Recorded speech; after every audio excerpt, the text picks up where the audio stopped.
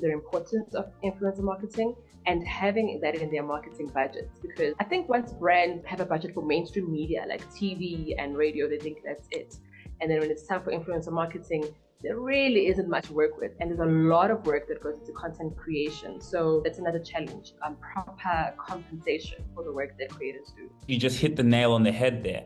It's very true what you said. Brands are looking TV, what used to work back in the days, right? Like exactly. TV commercial, newspaper. But it's like, hey guys, listen, this is what's happening. This is where the attention is.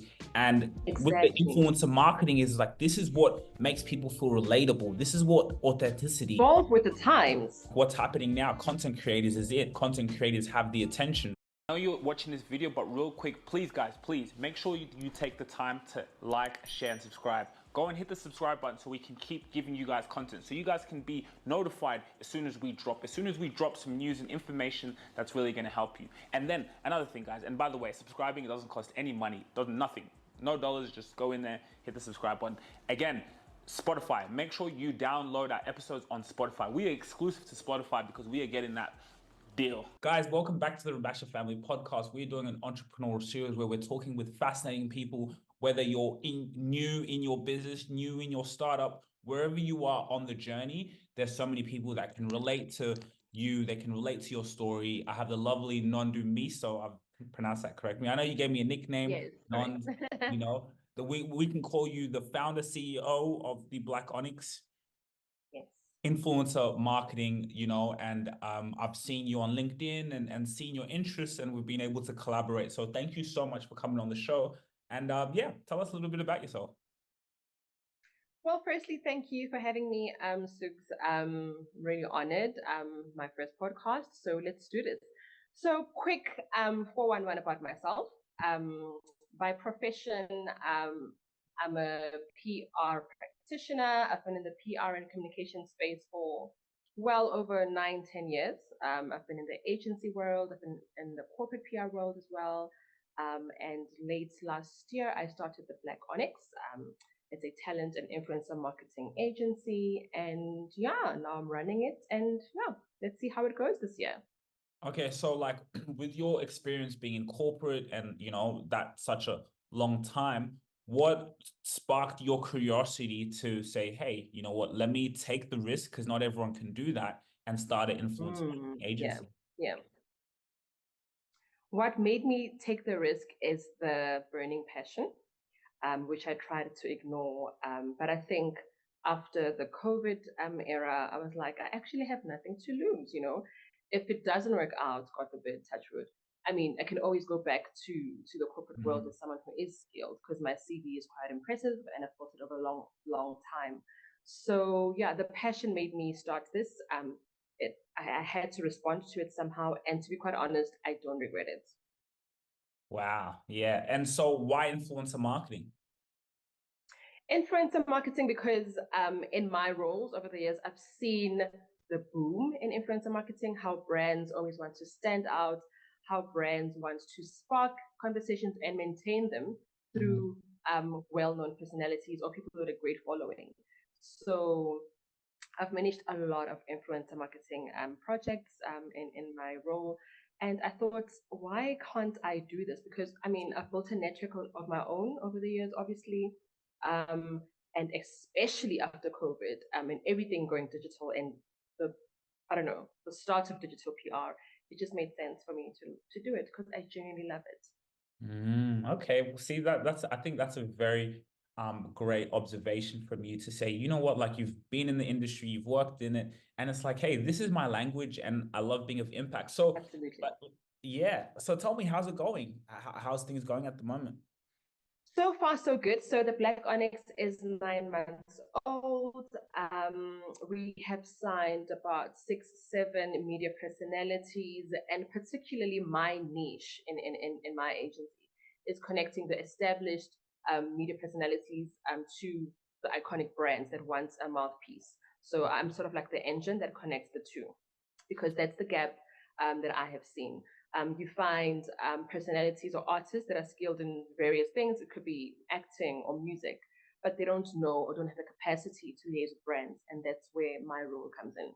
Okay. So, okay, that's very interesting. So can you give an example of that? Is there an example, even maybe we've seen at a bigger stage, where a perfect media personality connects with the right brand and then magic?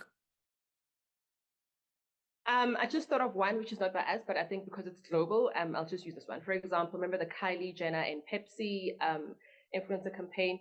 That was insane. And obviously, the beautiful work that Nike does with personalities like Serena Williams, etc. So that will be a typical example for someone who doesn't get it. It's connecting star with star, I guess, Mhm. and everyone gains. And Yeah. to be honest, I like how you broke that down. Like, yeah, because I may even the terminology for the person who's watching this, or because even the way social media is, it's all about interests and what people are looking for. So there's Yeah. people who Yeah. are looking to start an influencer management agency. They're looking and they've seen it, someone who was in your shoes, and so for them to hear Yeah. this and for us to have this conversation is great. Okay, so you're connecting the media personality, with the right brand. And how are you finding that? Is it a challenge? What are the obstacles you face in this industry? It really it does have challenges. I must say it's not as glamorous as it sounds. And I don't know, I keep telling people, it's almost like being PR and working with these big houses. There's a lot of admin. But particularly the challenges that I've been finding is obviously breaking through a very saturated market. Influencer marketing is a thing and almost everyone is doing it. So you need to find your voice, find your niche, find your gap. So breaking through, but thank goodness I do have networks that I'm tapping into. That has been the biggest challenge, I must say. And then another one in terms of operations is making brands understand the importance of influencer marketing and having that in their marketing budgets. Because I think once brands have a budget for mainstream media like TV and radio, they think that's it. And then when it's time for influencer marketing, there really isn't much to work with. And there's a lot of work that goes into content creation. So yeah, that's another challenge. Proper compensation for the work that creators do. Mm, I think I think you just hit the nail on the head there. It's very true what you Mm, said. Brands are looking TV, what used to work back in the days, right? Like exactly. TV Yeah, commercial, newspaper. But it's like, hey guys, listen, this is what's happening. This is where the attention is. And with the exactly. influencer marketing is like, this is what makes people feel relatable. This is what authenticity, and now you kind of guiding also the brands, Yeah. within the direction. So for a person And who, to evolve with the times. yeah, Yeah. evolve with the times, correct? Like what's happening now, content creators is it. Content creators have the attention, right? So Yes. for a brand, someone who's in that, right? They own a brand and they're looking for their marketing and to see how they can be able to have a bigger impact through, let's say, an influencer. What is the right influencer for you? How do you like what for you is a good influencer that works well with a brand? You mean influencers in their category, or you mean their work traits or personality? Qualities, like what do you look for in the right influencer? Absolutely. This is so broad. I'm gonna say be professional. Um, the influencer must understand that they themselves are a brand. And I think there's a bit of lack where that is concerned. Treat yourself like a brand because you're going to be connecting with another brand. Influencer marketing is basically B2B. Respect your craft and don't just take briefs that don't align with your brand. And I think that's another important thing about having an influencer marketing manager. Because I can tell you, like, so I don't think Coca-Cola is right for you because your brand is X, Y, and Z. But hey, let's try Nike because So there's a lot of guidance, I would say, to maintain the brand persona. Okay. Again, I think very quality points. And what do you see as like the future of influencer marketing? Where do you see this industry going? I've also heard, or I saw now, where there's like AI, where you can get an AI Yeah. influencer and they're talking and they can create an ad, Yeah. and so it's like, and maybe there a lot of influencer brand managers, they don't have to go maybe through the stress of maybe having someone, they have Yeah. AI, they can tell it what to do and it does it. So um, what do you think about Yeah. that? I think, firstly, the future of influencer marketing is still quite great. I don't think it's a marketing tool that'll die anytime soon. Obviously, it is evolving. There's various platforms coming on, like Threads, etc. But when it comes to AI, personally, I am intrigued. But I think humans genuinely enjoy connecting with humans. Yeah, yeah. We can use AI for some guerrilla tactics, to spark interest, to seed some PR fame pieces. But I think at the end of the day, I like human connections. AI can support, and that's how I would welcome it because, AI and anything that is not human always gets a lot of backlash from, oh my gosh, you're taking my job, and, those kind of narratives. I think if we integrate it slowly as a support as opposed to the main thing, I think yeah, we would get it right. Yeah. Wow. That's Yeah. that's a great point. So with what you're doing now, what's exactly your niche? My niche, like I did say, it's media personalities connecting star to star, brand to brand. Yeah. That is my niche, and I think what works for me currently, especially in my circumstances, that I want to keep my family small.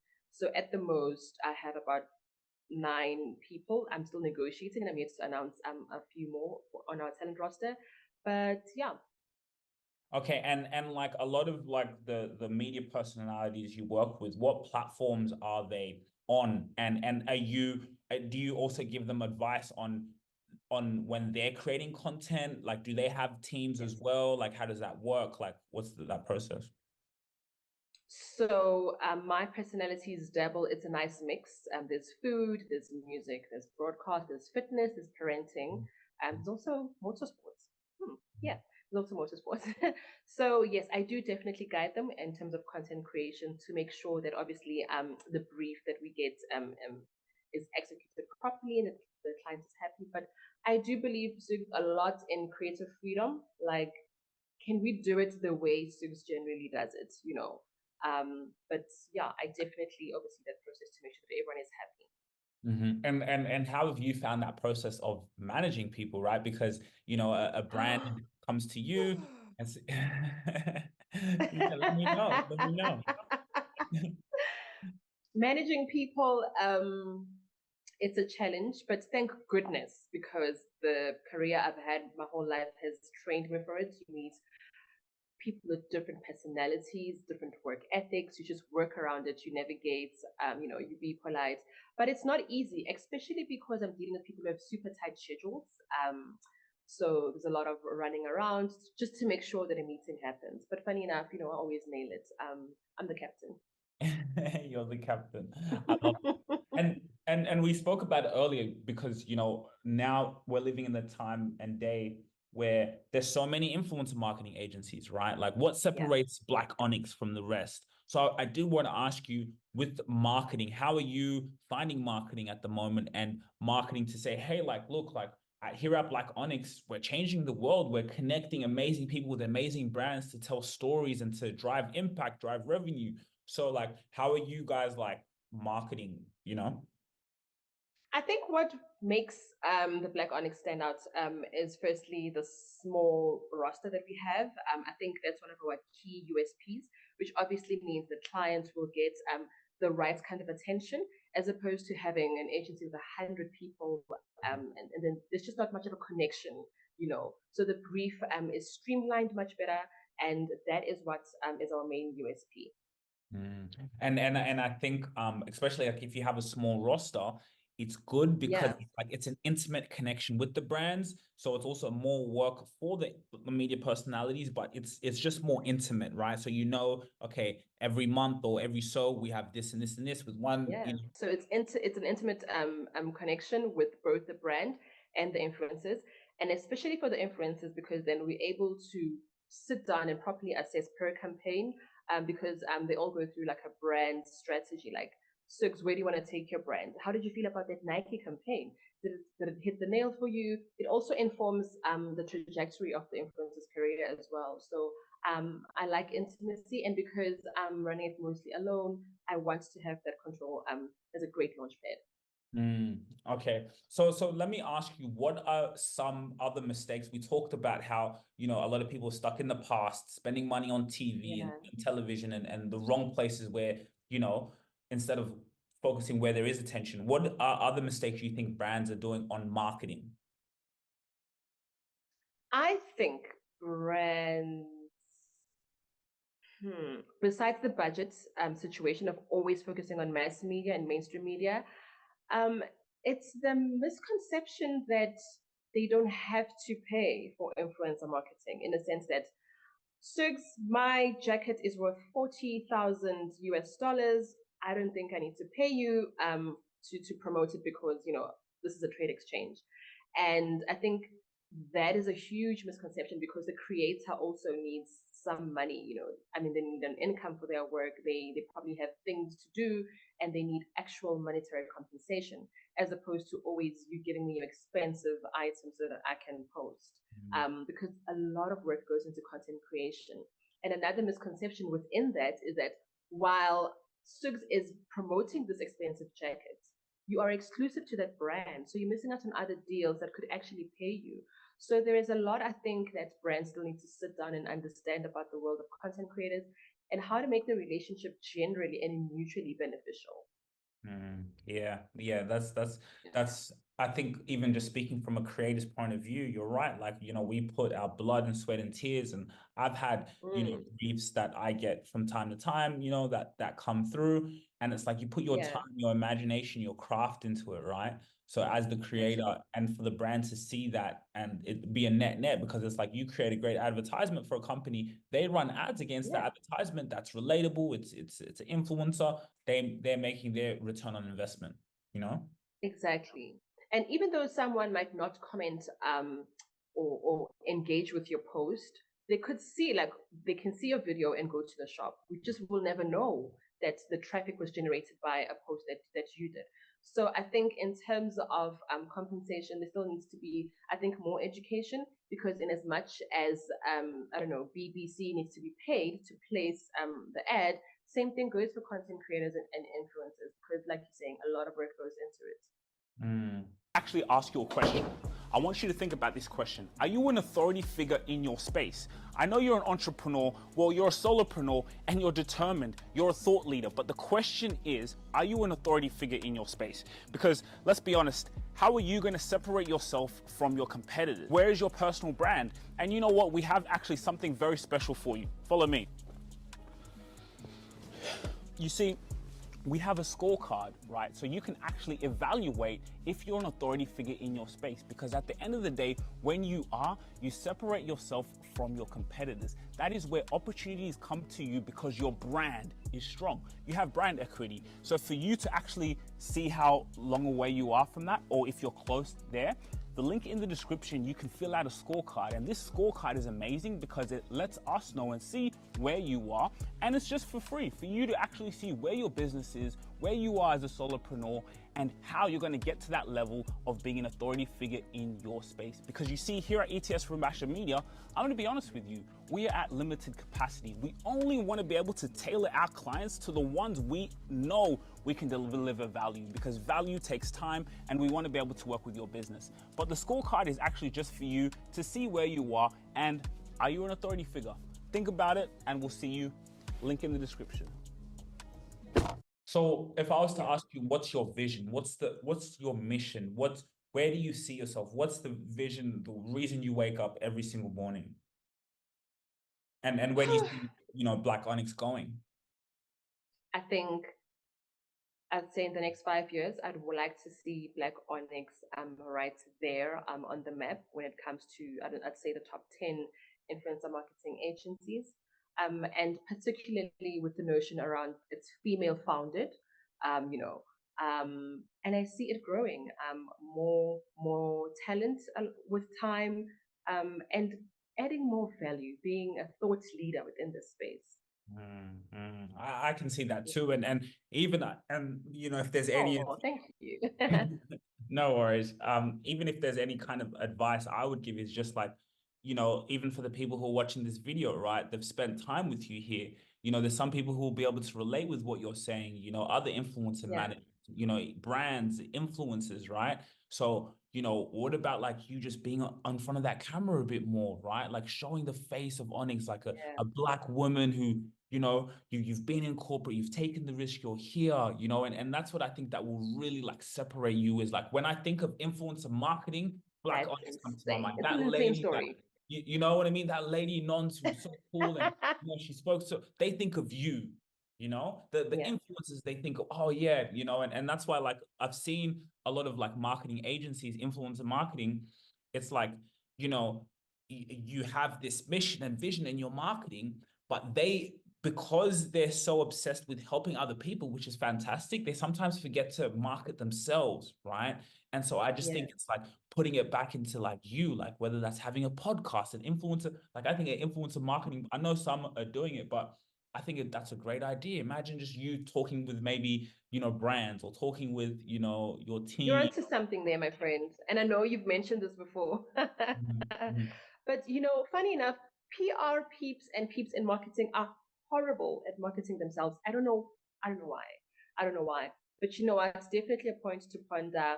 And like I said, in positioning myself as a thought leader going forward, I'll have to also put my feelers out and do a little something. I like women communities as well, so yeah, I'm gonna try and cook something that makes sense. Even when you're hosting community events or whatever, take the camera there, record it, right? That's all you got to do. Get someone there, just put the phone, whatever, you record that, and it's just you interacting, you being genuine. And another thing with marketing agencies, that's what I saw, because it's like, I think about it as a client. If I'm a client and I'm going to pay a Yeah, company to market me, I damn better be sure that that on their page that they're marketing and posting, and do you know what I mean? yeah, Like, I yeah, feel that thing, like, absolutely. to be out there, I'm going to be out there marketing, because now, when you come to do business with us, we're going to treat your business the same as we treat ours. So That is absolutely true. And I've been exploring a few avenues, particularly for LinkedIn, because LinkedIn is more of like a, I don't know, business pitching space. But yeah, but I'll keep you posted, and I'll definitely lean in for some notes right there. But yeah, definitely the Black Onyx needs to go out more. I'm working on a nice, cool website. Our Instagram page is growing, and shame that has been so awesome, because that is our main business yeah. portal, so to speak. Yeah, I think, yeah, influencer, definitely. You got Instagram is huge for you guys. I think Instagram, TikTok, Yeah. Snap. And I Yeah. must say, Instagram for me is a favorite. I don't know. There's just something about it. It's got this directory thing. Like, even though Mhm. there's a lot of marketing messages and so many brands, there's just something about it. But obviously, clients have different objectives. They could want TikTok, Facebook, yeah. Yeah, I love it. And did you have like any like questions or anything that you wanted to ask, just in general? I wanted to ask you, tell me about your sporting slash, is it basketball career or was it football? Football. Yeah. Yeah. Yeah. So So, mhm. do you still do that, or I want to know about the transition from football to podcast pioneer. What happened? That's a great question. So to be honest, I'm still playing football. And Okay. what happened was, I was playing football, but then I just said, let me document my life, right? Let me document my journey as a football player, as just a person, as a son, right? Yeah. And so through Yeah. that journey of documenting, then a business was created out of that. That's why I say it's so important to document your life. And then I said, Yeah. okay, let me still play my football, but this entrepreneurship has also just driven me, and I've become obsessed with it, because I realized, I was like, wait a minute, a football salary can't pay me for the rest of my life. I finished football training and Mm. there's so many hours in the day. So how can I make my time as productive as possible? So Wow. that's been the Yeah. transition, where even though I'm still playing football now, but my whole obsession is with the entrepreneurship, documenting. And even the more I keep playing football, I'm in marketing. My football career I can always be able to play somewhere, because I've been able Yeah. to run a business. So I always believe it's just like, no, let me not just be one directional. Let me be a business owner. Let me own my empire. So even now when I play That football, is I'm not doing awesome. it for a salary. I'm not doing it for this. I'm doing it because I love it and I love the sport, Yeah. but I'm a business owner, and just documenting the life, podcasting is now that avenue. That is awesome. So did your documenting start particularly over the COVID period when we were all literally online and digital? Just like maybe like a year after the COVID period. So yeah, I Wow. just after it, like it was a peak time, COVID happened, and just a bit after, then I thought, yeah, let me start documenting my life. Let me show people and be vulnerable, right? And I like to, it's actually a marketing term I like to say is making the private public. Think about it. If you make the private Yeah. public in your life, that's when the magic happens. Me and you could have had this conversation. I'm sure we would have had this conversation off camera, right? Like what we're talking about. Yeah. So what we're doing is Yeah. just turn the camera on. Now we have like it's marketing material. We can use this now. Like we Yeah. have clips and Yeah. it's you talking. So yeah, sorry, I can go off on a tangent, but No, I love it. Me and you both, friend. Me and you both. So, in terms of like a corporate role, have you worked like is there a particular industry that you like from, or you've just been playing sport and then straight into the podcast and media era? yeah. So I think with me, it was just becoming a YouTuber. So I was just like you say, a YouTuber, just posting on YouTube. So I never really came from a career. I never really came from corporate, nothing. I just Mm. had experience being a content creator, being on YouTube. But what I realized was I was documenting my life, coming home, editing it. Then I was like, okay, when I posted on YouTube, I need to garner attention and get people to watch the YouTube video. So then I would make snippets from the YouTube video and post it on socials on my Instagram. Wow. So I was learning the marketing game. I was learning how Yeah. to garner attention. And then it became addictive. Okay, the first 3 seconds of a video is so important now. How do I hook them in that when they're scrolling, they're going to stop on my video, you know? And so that became an I obsession. love So, your thinking. so like I never You're a came proper from a market. marketer, you see? You're a proper marketer as well. Yeah. What makes you say that? Let me ask. Because you learned the process, and when you're saying about of all the noise on your screen, stop and look at mine. Like, how do I get that? I love that thinking because honestly, every market is saturated. There's a lot of bakeries, there's a lot of florists, there's a lot everywhere. But I think our job is to make ourselves stand out, but authentic with authenticity. Yeah. Why you? Mm-hmm. Yes. Why you? Mm-hmm. Yeah. Yeah. I love it. And even I'll just say it. Just we got a couple more minutes, but yeah, I will never forget. I was on a train one day, and I was on the Yeah. train, and I was looking at a person, and he was just going like this on TikTok, just scrolling up and down. Wow. And then I looked and I said, what makes him stop? Right. So there was some that he would scroll, and then some that he wouldn't scroll, and he'd boom, he'd watch it. Yeah. What makes him, what's making him stop? So then I said, how can I constantly train that? Right. Like, and it's such a skill, it's an art, and it's the attention, right? Attention's the new oil. And it's so great to speak with you. So, what currently in your content, what is your, I don't even want to say formula, that makes people want to stop and at least give you 5 seconds of their time? So it really depends on the content, what it is. Let's say it's a business type of content. That first 3 seconds, whether it's me, I have to say something that strikes someone's emotions straight away. So like, this is how I Yeah. started my journey, or something that stops someone and say, whoa, what's that person talking about? And once it makes them curious. So for me, it's like, what stands out in a video that's gonna why would someone want to watch this video? So that's the way. And when we're editing, or how I've trained my staff or the team that we have, is what's going to make someone stop. It could be a noise, it could be a douche, and then someone comes into the point. So I think Yeah. that's really the ratio of yeah. And sometimes it doesn't even have to be crazy. It could just be, you could just be saying, I started my business out of passion. That's the first 3 seconds. Someone Yeah. would stop. I would stop and, Yeah. oh, I started my business out of Yeah. Like, passion. yeah, let's And just hear her story. yeah, Yeah. you see, so it's that, Sure. boom. So yeah. So, do you ever have or go through, I don't know if I want to say it's called content fatigue? Like, other times where, like, I actually don't know what to say, or maybe I just not in the mood? Yeah, great question. Sometimes I can, I don't, but sometimes I could be like, oh, but one thing, when you learn how to document and you learn how to put out content, a lot of the times I can repurpose content that I did 6 months Yeah. ago. I don't have to create it again. I can just get it back from files, boom, post it, right? Because people's are all, they can't I remember what love you did. the art of repurposing. Yeah, Yes. repurpose. Because Yes. sometimes maybe you're still gathering your creative juices, but Mm-hmm. you don't want to totally go blank for a whole month. So there's Mm-hmm. something to say. Yeah. there always has to be that, like for me, for a business, any business, and again, why podcasting is so powerful, because you have so much, but there's other ways to do it. But for any business, you always want to have your marketing, your content on an engine, right? So when I wake up today, we can have 3-4 videos already done. We don't need to create anything. And repurposing is really, really powerful, because it's like that Absolutely. content is still gold. There's still so many people who didn't see that content. A lot of our YouTube videos, we can just, maybe it's a 20-minute video, we repurpose it in maybe that 10 minutes, boom, put it out, and it's a new video. So without us having to go out and create content, because we already documented it, we have all the content. So you can always repurpose. And then when you have the new ideas, you post the new content. Yeah, love it, love it, love it. I use that strategy as well, especially for our Instagram page.